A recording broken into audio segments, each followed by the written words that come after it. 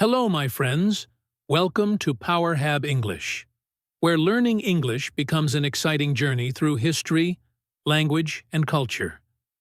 We believe that learning English can be fun and educational, especially when we dive into fascinating stories of great figures and events from the past. Today, I want to tell you the incredible story of Cleopatra, the last queen of ancient Egypt. This is not just a history lesson. It's a journey back in time filled with drama, power, love, and ambition. Cleopatra was one of the most famous women in history, and her life is like an exciting movie. So sit back, relax, and enjoy this amazing story. Perfect for your English practice. I promise you will love every moment of it. Chapter 1. Cleopatra's Early Life. Over a lot thousand years ago in 69 BCE, a baby girl was born in Alexandria, Egypt. This baby's name was Cleopatra VII, and she would grow up to become a queen like no other. But before she ruled, she was just a little girl with big dreams. Cleopatra was born into a royal family called the Ptolemaic dynasty. This family had ruled Egypt for many years, but they were not originally from Egypt. They came from Greece. Cleopatra's ancestor Ptolemy was one of Alexander the Great's generals, and after Alexander's death, he became the king of Egypt. So Cleopatra's family was both Greek and Egyptian. Cleopatra's father was King Ptolemy XIII, and her mother might have been Cleopatra V, though historians are not completely sure about her mother's identity. Cleopatra grew up in a palace surrounded by luxury. She had servants, beautiful clothes, and the best education money could buy. But life in a royal family wasn't always as easy as it seemed. There was always danger. Family members fought for power, and sometimes even killed each other to become king or queen. From a very young age, Cleopatra learned that knowledge was power. While most women in her time were not educated, Cleopatra studied hard.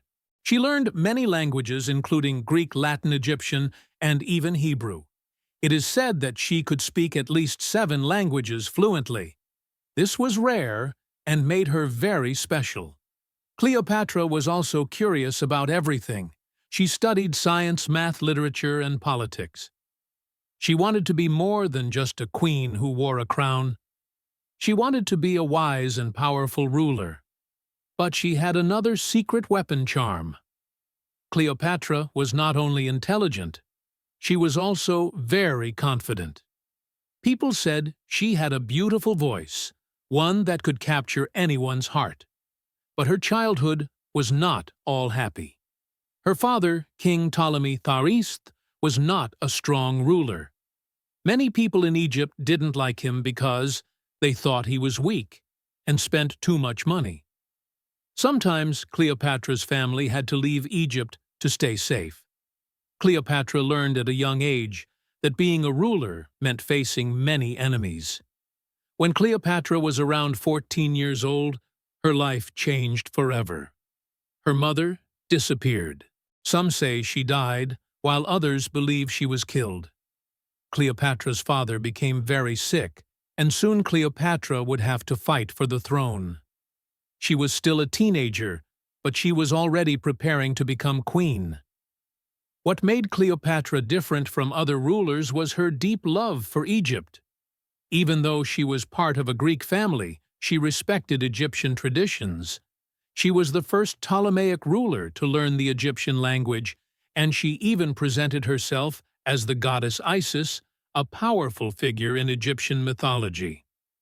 By the time Cleopatra was a young woman, she was ready to rule, but ruling Egypt would not be easy.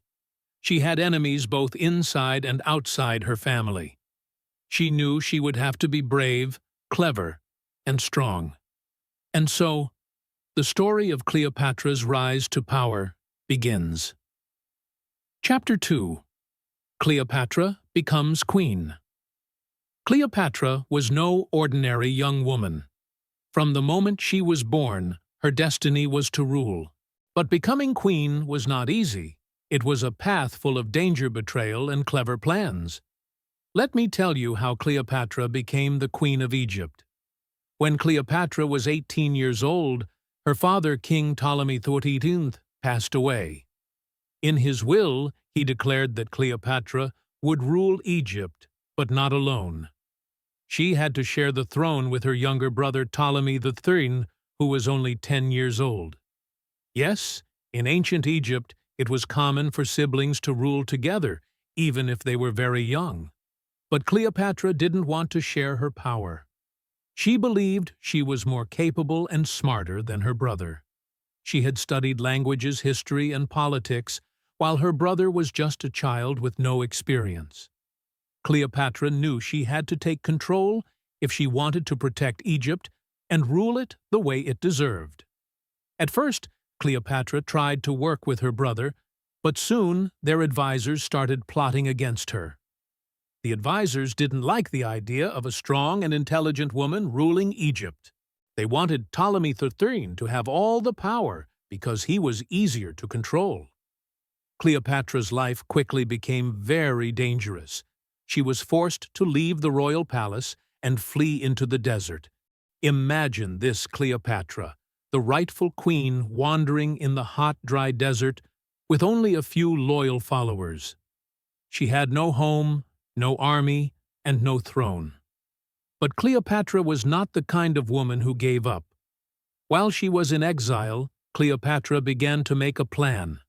She knew she couldn't take back her throne alone. She needed help, and she had to think fast. So Cleopatra came up with a bold and clever idea. One night, she had her loyal servant wrap her in a large carpet. Yes, a carpet. Then the servant carried the carpet into Caesar's quarters as a gift. When the carpet was unrolled, Cleopatra appeared stunning and full of confidence. Imagine Caesar's surprise when this beautiful, intelligent young woman emerged from the carpet. Cleopatra spoke to Caesar with charm and intelligence. She told him about her struggles, her love for Egypt, and her dreams of becoming a great queen. Caesar was impressed. He saw that Cleopatra was not just beautiful, she was also brilliant and ambitious. Caesar agreed to help Cleopatra regain her throne. Together they planned a way to defeat Ptolemy XIII and his advisors. Cleopatra's enemies didn't stand a chance against the combined forces of Cleopatra and Caesar. After a fierce battle, Ptolemy XIII was defeated, and Cleopatra was restored as the Queen of Egypt. But Cleopatra wasn't just satisfied with regaining her throne, she wanted Egypt to become powerful and respected again. She started working closely with Caesar to strengthen her country. She introduced new policies, improved trade, and even built a strong relationship between Egypt and Rome. Chapter 3: Cleopatra and Julius Caesar. Cleopatra was now the Queen of Egypt, but her life was far from peaceful. She had won her throne back with the help of Julius Caesar, one of the most powerful men in Rome. But their story wasn't just about politics, it was also about love, ambition, and danger. After Cleopatra defeated her brother, Ptolemy XIII, with Caesar's help, she became the most powerful person in Egypt. But she didn't want to just rule Egypt. She wanted to make her country strong and respected across the world. She knew that having Caesar by her side could help her achieve her dreams. Cleopatra and Caesar spent a lot of time together after the battle. Cleopatra admired Caesar's strength, intelligence, and ability to lead armies. Caesar admired Cleopatra's beauty, charm, and clever mind. Even though Caesar was much older than Cleopatra, he was around 52 years old. While Cleopatra was only 21, their connection was strong. Cleopatra invited Caesar to stay in Egypt, and he agreed. Together they explored the beautiful city of Alexandria, sailed along the Nile River, and talked about their plans for the future. Cleopatra showed Caesar the rich culture and history of Egypt, and Caesar was impressed. He saw that Egypt was not just a land of deserts and pyramids. It was a powerful and wealthy country with great potential. During this time, Cleopatra became pregnant. In 47 BCE, She gave birth to a son whom she named Ptolemy Caesar, but people called him Caesarion, which means Little Caesar. Cleopatra believed that Caesarion, her son, would one day unite Egypt and Rome, creating a powerful empire. She wanted her son to be a symbol of strength and unity, a connection between two of the most powerful nations in the ancient world. But their happiness didn't last long. Cleopatra and Caesar's relationship caused a lot of problems. Many people in Rome didn't like the idea of Caesar being so close to a foreign queen. They thought Cleopatra was trying to take control of Rome through Caesar. Some even called her a dangerous temptress. Caesar decided to return to Rome, but he didn't leave Cleopatra behind. Instead, he invited her to come with him. Cleopatra, always bold and fearless, agreed. She traveled to Rome with Caesarion and a grand entourage. Imagine the scene: Cleopatra arriving in Rome with golden chariots, exotic animals, and beautiful Egyptian servants. She wanted to show the Romans the wealth and power of Egypt. In Rome, Cleopatra lived in a luxurious villa provided by Caesar. She attended banquets, met important Roman leaders, and even influenced Roman fashion with her Egyptian style. But not everyone welcomed her. Roman women were especially unhappy because Cleopatra was so different. She was confident, glamorous, and unafraid to stand out. While in Rome, Cleopatra witnessed Caesar's rise to power. He declared himself dictator for life, meaning he had complete control over Rome. Cleopatra hoped that this would strengthen their alliance, but trouble was brewing. Many Roman senators were unhappy with Caesar's growing power, and they started plotting against him. In 44 BCE, something terrible happened. Julius Caesar was assassinated by a group of senators who feared he was becoming too powerful. They stabbed him in the Roman Senate, and his death shocked the world. Cleopatra was devastated. She had lost her greatest ally and the father of her son. Cleopatra knew that her life was in danger. Without Caesar, she had no protection in Rome. Many people saw her as a threat, and she had to act quickly. She gathered her servants, her son, and all her treasures, then fled back to Egypt. Back in Egypt, Cleopatra was determined to stay strong. She mourned Caesar's death, but didn't let it stop her. She continued to rule Egypt with wisdom and courage. She strengthened her army, improved the economy, and prepared for whatever challenges would come next. Cleopatra also made sure to protect her son, Caesarion. She wanted him to grow up as a strong leader who could one day fulfill her dream of uniting Egypt and Rome. She taught him about politics, strategy, and the responsibilities of being a ruler. But Cleopatra knew that Egypt was still in a dangerous position. Rome was the most powerful empire in the world, and Egypt needed a strong ally. Cleopatra's next move would be crucial in securing Egypt's future. Cleopatra began to look for new ways to protect her country and her throne. This chapter of Cleopatra's life was filled with love loss and survival. She had faced one of the greatest tragedies of her life, but refused to give up. Chapter 4. Cleopatra and Mark Antony. Cleopatra's life took another exciting and dramatic turn after Julius Caesar's death. This chapter is about Cleopatra's meeting with Mark Antony, one of the most powerful leaders in Rome, and how their story became one of the most famous love stories in history. After Julius Caesar died, Rome was in chaos. Many powerful men were fighting to take control of the empire. Among them were Mark Antony, Octavian Caesar's adopted son, and Lepidus.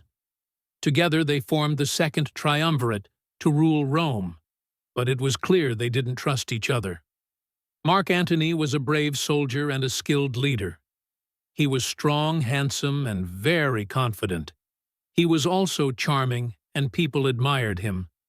Mark Antony had heard about Cleopatra, the beautiful and intelligent Queen of Egypt, but they had never met. At this time, Mark Antony wanted Egypt's support because Egypt was a rich and powerful country. Cleopatra, on the other hand, wanted to protect Egypt from Rome's growing power. She knew that building a strong alliance with Mark Antony could help her achieve that.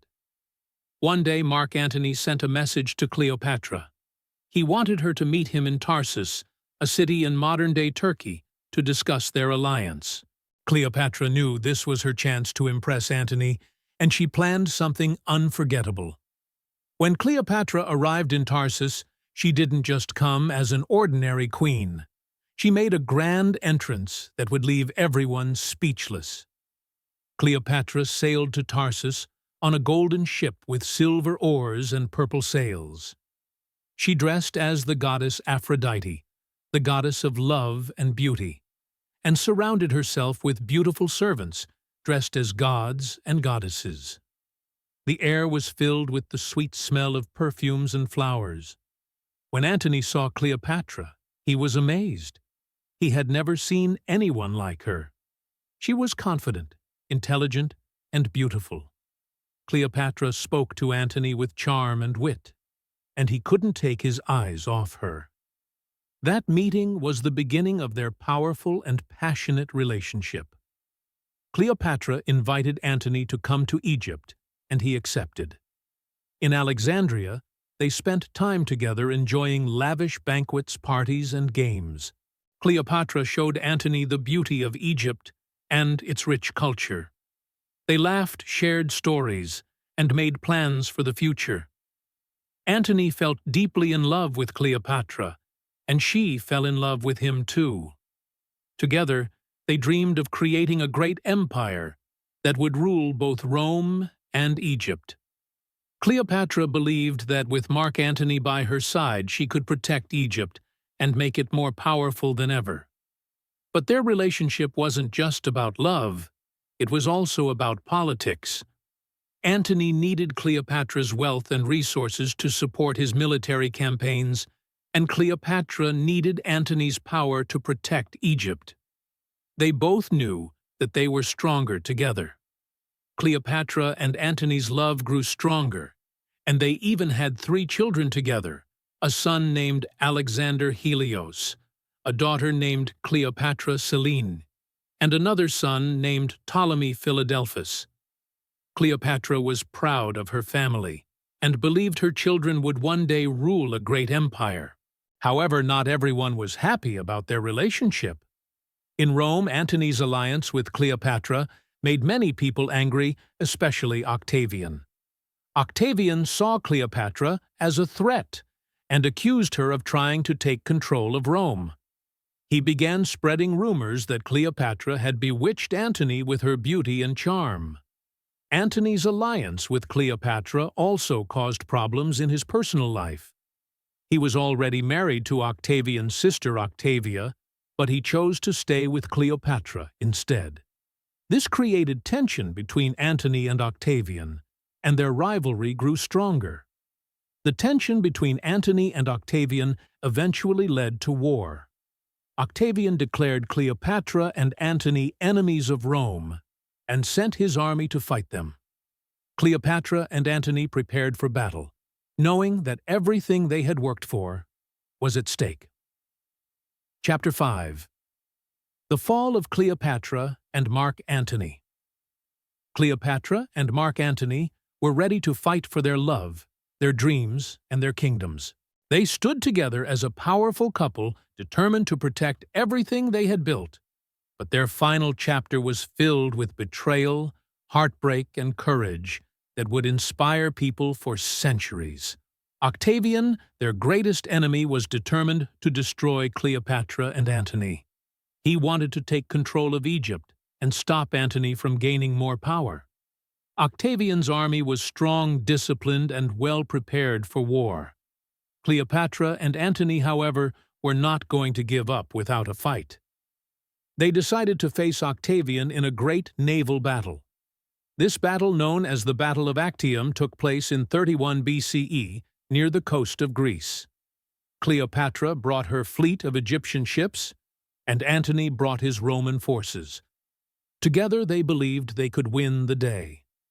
The day of the battle arrived, and the sea was filled with ships, soldiers, and weapons. Cleopatra and Antony fought bravely, but Octavian's army was too strong. During the battle, something unexpected happened. Cleopatra's ship suddenly turned and sailed away. Many believe that Cleopatra retreated to protect her fleet and herself, but Antony misunderstood her actions. He thought Cleopatra had betrayed him. Feeling heartbroken and confused, Antony's forces began to fall apart. Octavian's army defeated them, and Antony was left devastated. He returned to Egypt to find Cleopatra desperate for answers. When they met, Cleopatra explained her actions. She told Antony she had not betrayed him, she had only wanted to save their lives. Antony believed her, and their love remained strong, but they knew their enemies were closing in. Octavian's army followed them to Egypt. Cleopatra and Antony tried to defend Alexandria, but they were outnumbered. They realized they couldn't win this war, but they were determined to stay together until the end. Antony fought bravely in one last battle, but his army was defeated. Heartbroken and believing Cleopatra was dead, Antony fell on his sword. As he lay dying, news came that Cleopatra was still alive. His servants carried him to Cleopatra's hiding place, and the two lovers shared their final moments together. Antony died in Cleopatra's arms, leaving her alone to face her enemies. Cleopatra knew that Octavian would soon capture her. She refused to let him parade her through Rome as a prisoner, showing her as a defeated queen. Cleopatra was a woman of pride and dignity. She decided to take control of her fate. In her final moments, Cleopatra dressed in her royal robes and crown. She surrounded herself with treasures and symbols of her reign. According to legend, she arranged for a poisonous snake called an asp to be brought to her. She allowed the snake to bite her, ending her life on her own terms. When Octavian arrived, he found Cleopatra dead, lying peacefully in her royal chamber. He was shocked, but also impressed by her courage. Cleopatra's death marked the end of the Egyptian kingdom. Octavian took control of Egypt, and it became part of the Roman Empire. But Cleopatra's story didn't end there. Her life and her love with Antony became legendary. People admired her for her intelligence, bravery, and determination. She was not just a queen. She was a symbol of strength, resilience, and courage. Cleopatra's story teaches us that even in the face of great challenges, we can stand strong and fight for what we believe in. She never gave up on her dreams or her country. She showed the world that women can be powerful leaders, thinkers, and warriors. Her life may have ended in tragedy, but her legacy lives on. Cleopatra reminds us to never give up, to believe in ourselves, and to take control of our destiny. She proved that even in the darkest moments, we can face our challenges with courage and dignity. So, my friends, let Cleopatra's story inspire you to be strong, to dream big, and to never let fear stop you. Her life may have been filled with struggles, but it was also filled with love, hope, and greatness. Be like Cleopatra, bold, fearless, and unforgettable. What did you think of this incredible journey? Isn't Cleopatra's story one of the most inspiring stories in history? Let her life remind you that no matter how hard life gets, you have the power to rise above it. Thank you for joining us on this journey through Cleopatra's remarkable life. If you were inspired by her strength and determination, don't forget to like, subscribe, and share this video with your friends. Keep following PowerHab English for more amazing stories and life lessons that will help you grow, not only in language, but in life as well. Remember, your story is still being written. Be bold, be brave, and create your own unforgettable legacy.